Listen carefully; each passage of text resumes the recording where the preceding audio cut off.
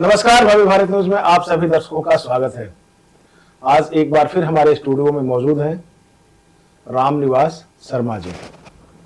शर्मा जी बहुत चीजों का मतलब ये हुआ कि जो हमारे शरीर के अंदर जो चीजें हैं उसका बाहर की चीजों से, देवताओं से, ग्रहों से, उपग्रहों से इन्होंने रिजेंबलिंग की है, समानता खोजी है कि जो चीजें बाहर है वो क्या हमारे अंदर भी है। अगर ऐसा नहीं होता तो लोग क्यों कहते हैं, बड़े बड़े जो विद्वान हैं, बड़े बड़े हमारे शंकराचार्य हैं, वो क्यों कहते हैं कि पहले आप अपने को जानिए, यानी कि जब आप अपने को जान जाएंगे तो संसार को समझने में मिनट लगेगा आपको।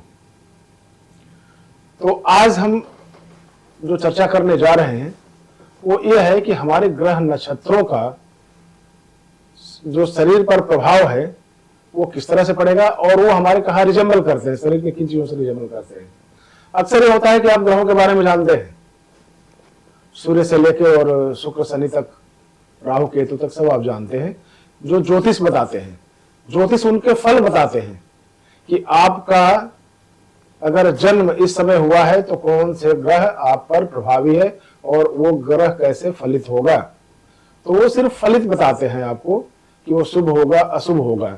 लेकिन आज जिस विषय पर हम चर्चा करने जा रहे हैं, शर्मा जी को जो जानकारी है वो ये है कि ये ग्रह आपके शरीर में कहाँ कहाँ है और उनके रंगों से कैसे ये चीजें रिजेंबल होती है, हमारा शरीर रिजेंबल होता है।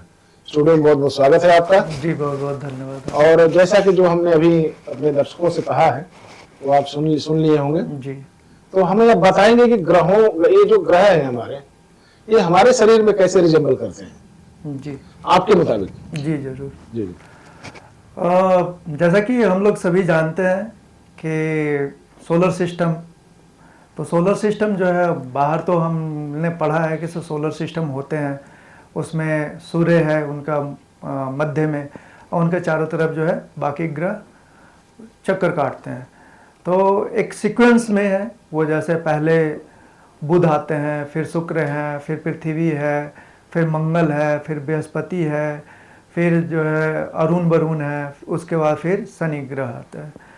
तो सेम हूबहू इसी सीक्वेंस में हमारे शरीर में भी ये सारे ग्रह मौजूद हैं। जी जी। और ये सारे ग्रह हमारे शरीर में पूरी की पूरी सोलर सिस्टम मौजूद है। तो जैसा मैंने पहले भी आप लोगों से बात करते हुए बताया है कि जथा पिंडे तथा ब्रह्मांडे, तो जथा पिंडे तथा ब्रह्मांडे मतलब जैसा बाहर है, जैसा इस ब्रह्मांड में है वैसा हमारे शरीर में है। तो आज इसी के क्रम में मैं आपको बता रहा हूँ कि कैसे जो है पूरी की पूरी सोलर सिस्टम हमारे शरीर के अंदर विद्यमान है। अभी अगर हम सोलर सिस्टम में देखें तो सबसे पहले सूर्य, तो सूर्य के बारे में अगर हम देखें तो सूर्य एक एनर्जी है, एक ऊर्जा का स्वरूप है। हमारे शरीर में भी कहा जाता है कि ऊर्जा का स्वरूप कौन है? ऊर्जा का स्वरूप हमारे शरीर में आत्मा है। कहा जाता है कि हमारी शरीर जो है, अगर हमारे शरीर को आत्मा छोड़ करके चला जाता है तो हमारा शरीर जो है निष्क्रिय हो जाता है, निष्प्राण हो जाता है और निष्प्राण हो जाता है, उसमें कुछ रहता नहीं है। तो इसी तरीके से अगर देखें तो सूर्य जो है एनर्जी का मेन स्वरूप है, तो उसी तरीके से हमारे बॉडी में एनर्जी का मेन स्वरूप जो है हमारा आत्मा है। और अगर आत्मा, सूर्य के सबसे नजदीक क्या है आपका? बुध ग्रह आता है। और बुध ग्रह जो है वो बुद्धि से रिलेटेड है। अगर बुध ग्रह के बारे में हम देखें तो क्या है कि हमारा जो हमारे शरीर में 7 चक्र हैं। अगर इनसे हम अगर रिलेट करने की कोशिश करें अपने ग्रहों को तो 7 चक्र है। सबसे ऊपर में होता है सहस्त्रार चक्र, उसके बाद होता है आज्ञा चक्र, फिर होता है जो हमारे कंठ में स्थित होता है विशुद्धि चक्र, फिर हमारे हार्ट के नज़दीक होता है अनाहत चक्र, और उसके बाद फिर आता है मणिपुर चक्र जो हमारे नाभि के पास होता है। इसके बाद फिर आता है आपका स्वाधिष्ठान चक्र, और फिर सबसे नीचे होता है मूलाधार चक्र। तो इन चक्रों से अगर हम ग्रहों को जोड़ने की कोशिश करते हैं तो सहस्त्रार चक्र जो है कहा जाता है कि बहुत विशाल है और बहुत बुद्धिमान है, क्योंकि सहस्त्रार चक्र जो है बेसिकली अगर हम देखें तो वो हमारे शरीर में महादेव का स्वरूप है। महादेव और शिव 2 स्वरूप है। शिव जो है वो हमारे एक्टिव ब्रेन का स्वरूप है और महादेव जो है हमारे इनएक्टिव ब्रेन के स्वरूप हैं। शिव और महादेव का रूप जो है समान होता है। अगर आप कहीं भी देखेंगे तो कहीं भी आपको कोई अंतर नहीं दिखाई देता है। जैसा शिव को दिखाया जाता है वैसा ही महादेव को दिखाया जाता है।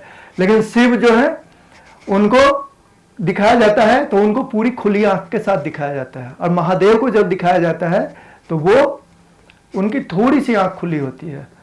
ठीक है। शिव के ऊपर जो चंद्रमा दिखाया जाता है वो भी जो है चंद्रमा का तकरीबन 10% ही हिस्सा होता है, इससे ज्यादा हिस्सा नहीं होता है। बाकी 90% ब्रेन जो है वो आपका इनएक्टिव रहता है। तो इसलिए जो एक्टिव ब्रेन है जिससे हम काम ले रहे हैं, रोजाना काम ले रहे हैं, कहा जाता है ना कि जैसा आप सोचते हैं वैसा ही पाते हैं। शिव जो है मतलब शिव के बारे में कहा जाता है कि सबसे दयालु हैं, आपको तुरंत खुश होकर के वरदान दे देते हैं या फिर तुरंत गुस्सा हो जाते हैं।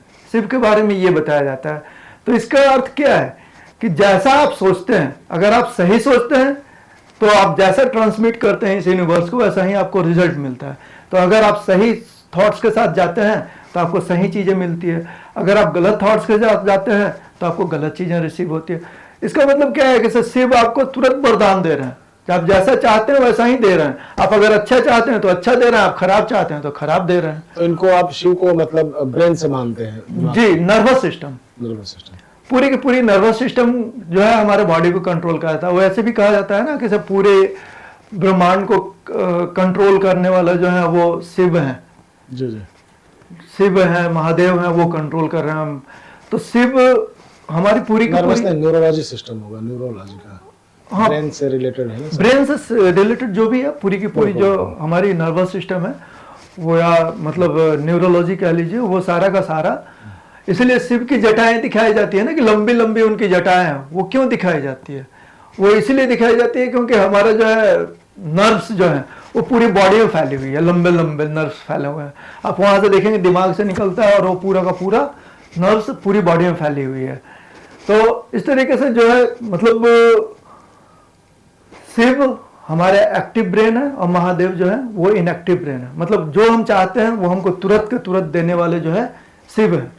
और कहा जाता है शिव की अर्धांगिनी शक्ति है। शक्ति मतलब क्या है? आपकी दृढ़ इच्छा शक्ति, कि आप अपने थॉट्स के ऊपर कितने टिके हुए हैं, कितने डटे हुए हैं, अपने थॉट्स के हिसाब से कितना आप काम कर रहे हैं, कब तक आप उस पर टिके हुए हैं। मतलब जितना ज्यादा आप अपने थॉट्स के ऊपर टिक करके काम कर रहे हैं उतना ही ज्यादा आपकी शक्ति मजबूत है। तो इसलिए शिव हो गए आपकी सोच, और जिस पे वो आप टिके हुए हैं जिस मजबूती के साथ, वो हो गए शक्ति। तो इसलिए शिव शक्ति से जुड़ा हुआ है। तो इसलिए कहा जाता है कि सब बुद्ध को कहा जाता है कि वो बुद्धि के स्वामी है। और बुद्धि हमको कहाँ से मिलती है?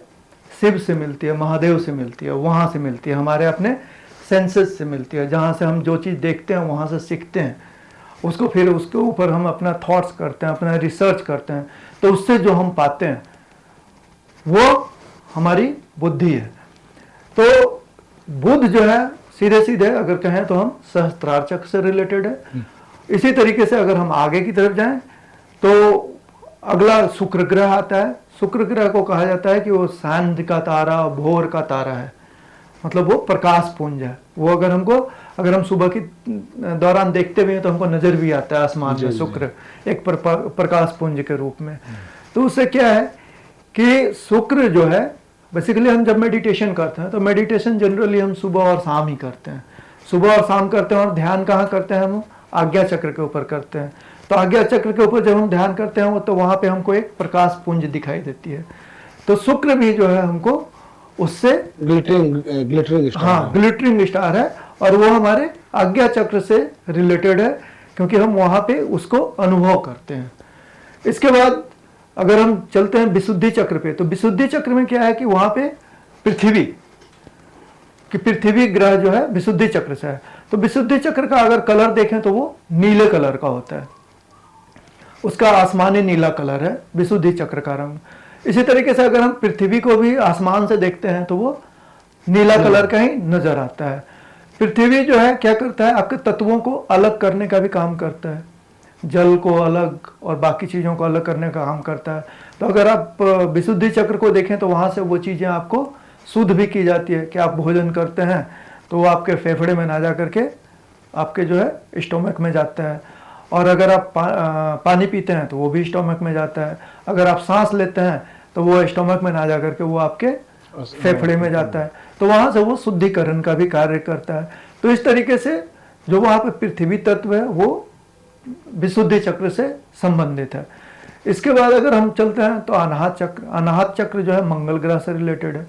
मंगल ग्रह मतलब हनुमान जी को वैसे भी मंगल के दिन हम लोग पूजते हैं, उनको मंगल कारक कहा जाता है कि वो जो है सभी का मंगल करते हैं।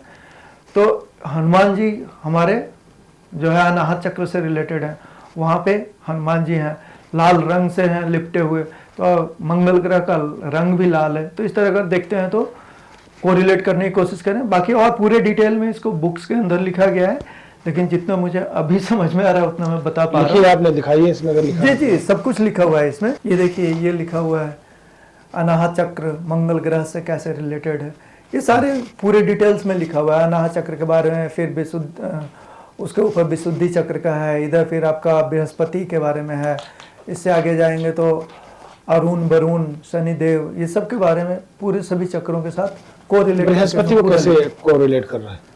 बृहस्पति को अगर हम देखें तो वो बृहस्पति बार के दिन हम भगवान विष्णु की पूजा करते हैं। भगवान विष्णु को हम पीताम्बरी भी चढ़ाते हैं पीले रंग से। अगर हम अपने स्टमक को देखते हैं तो वो हमारा रिलेटेड है मणिपुर चक्र से, और मणिपुर चक्र का जो रंग है वो पीला है।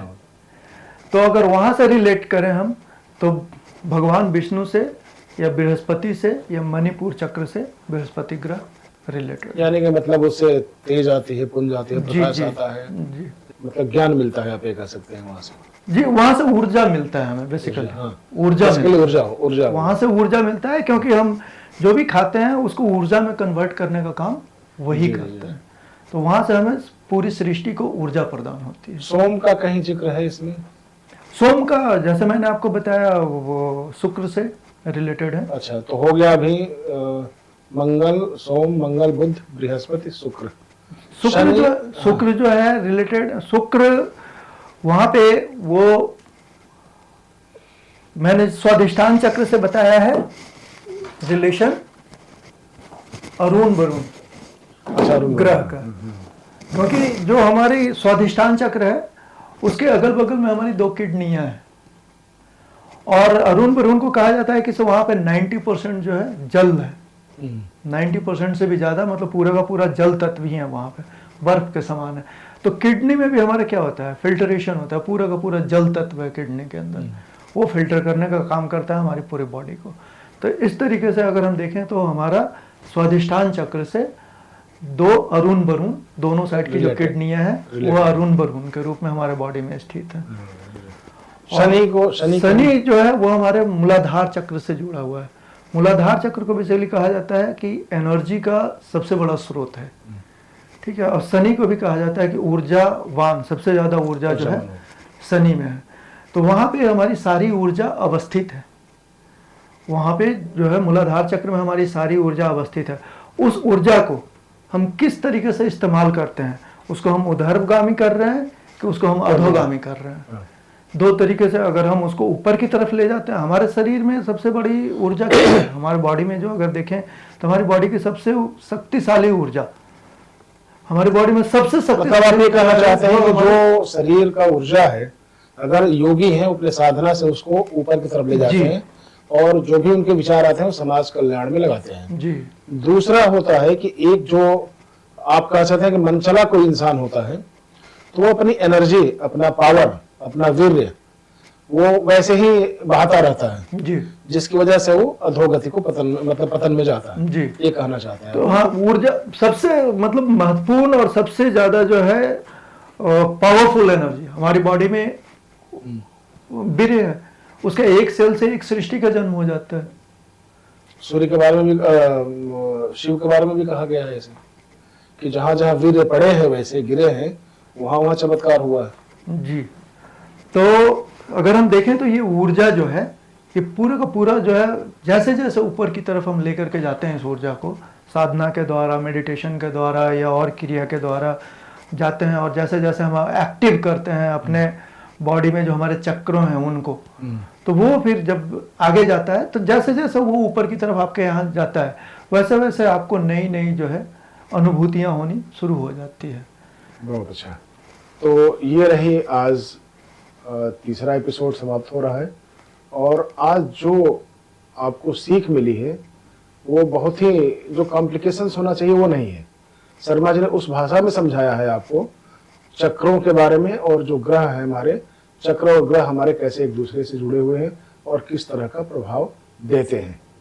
तो आज के एपिसोड में इतना ही। मुझे पता है कि आप लोगों को इस तरह की चीजें पसंद नहीं आती, नाच गाना ढोल बजाना ये सब पर जरूर पसंद आएगी आपको, क्योंकि आप लोग एंजॉय करते हैं। लेकिन अगर इस पे फोकस करें आप, तो ये यही असली जिंदगी है, यही असली जानकारी है जिसको लेके आप अपनी जिंदगी को मुट्ठी में कर सकते हैं और जो चाहें वो कर सकते हैं। नाच गाना तो कभी भी हो जाएगा, जब पैदा होते हैं तब नाच गाना होता है, जब मरते हैं तब भी कोई ना कोई रोता है गाता है वैसे।